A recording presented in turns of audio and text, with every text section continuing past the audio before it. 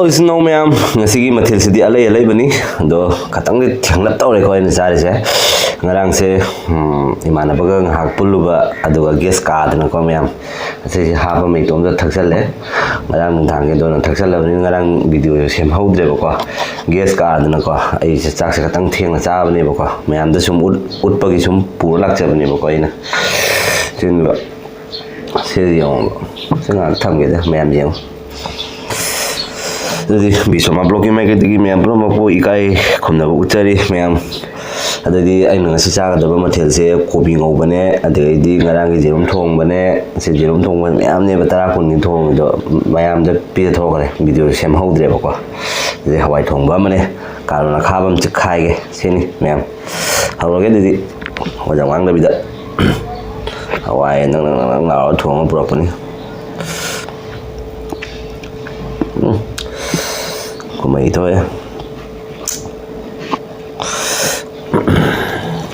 Cak juga tang lik na bulai ba ko ngasih di.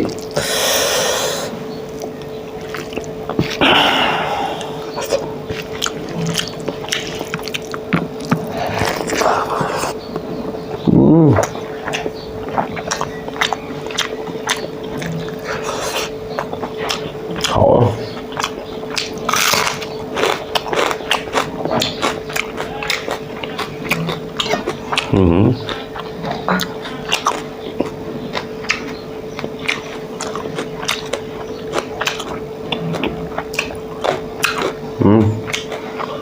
Hả?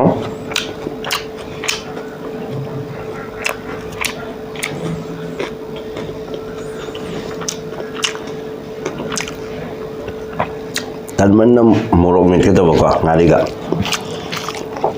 Betul?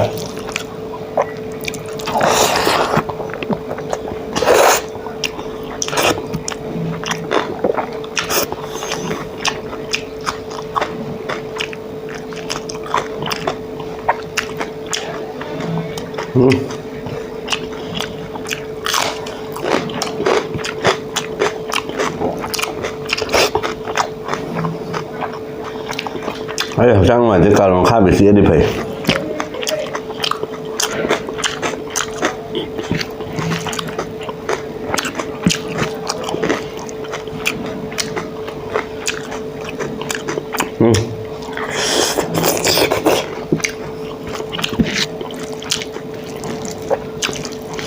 Nasi nung mui lấy vậy. Hawai cái thùng giúp phần á, hào thùng thì hào rẻ được.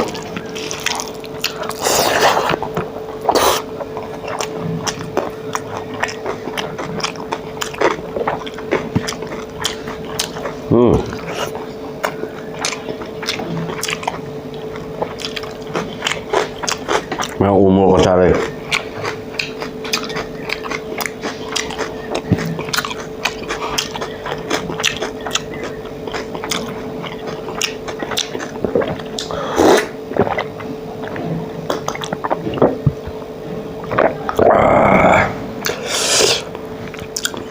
Ngon rồi đây.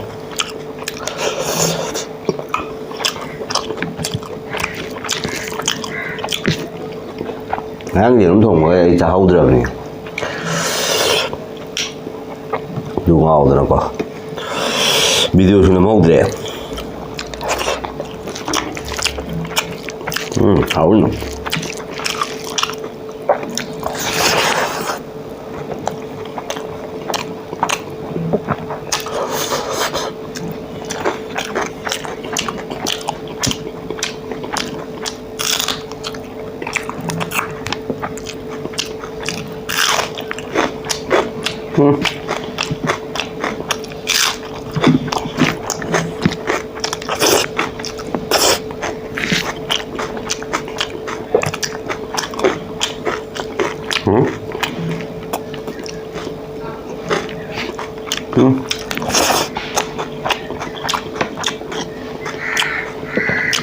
Kobi Ngouba hảo đấy.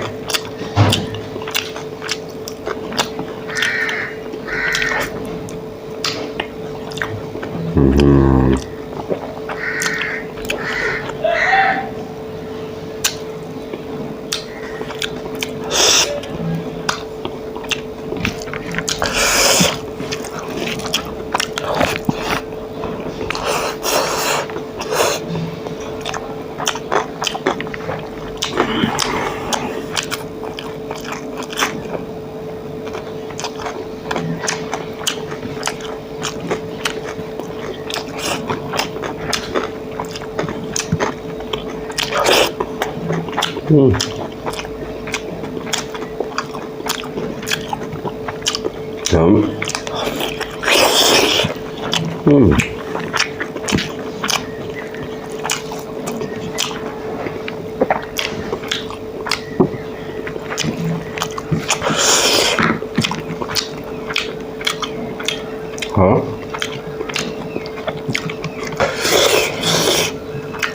Giống thùng em muốn nó thùng à mình đi hảo đấy. Một có xà đó hảo nhỉ.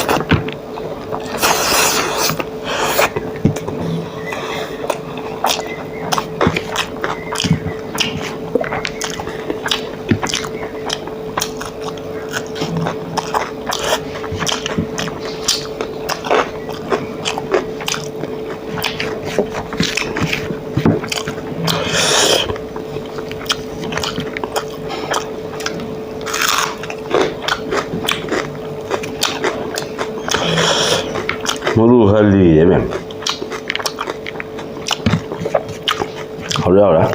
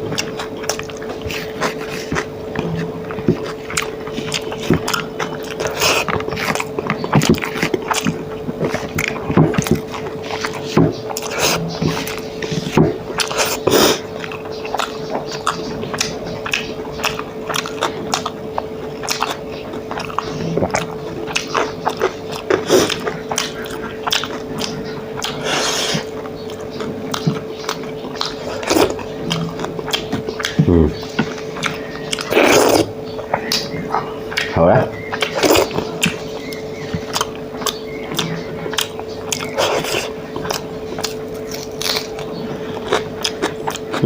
Sẽ cha đó mà đủ ta.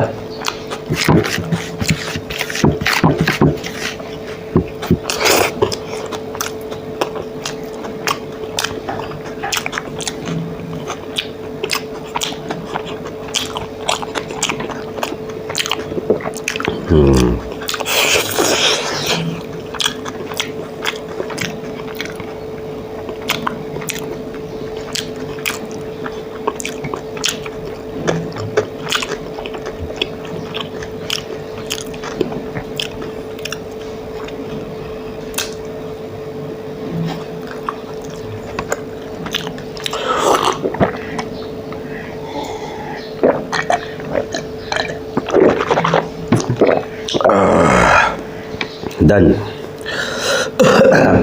khadang chaba da mek seng na hawre mem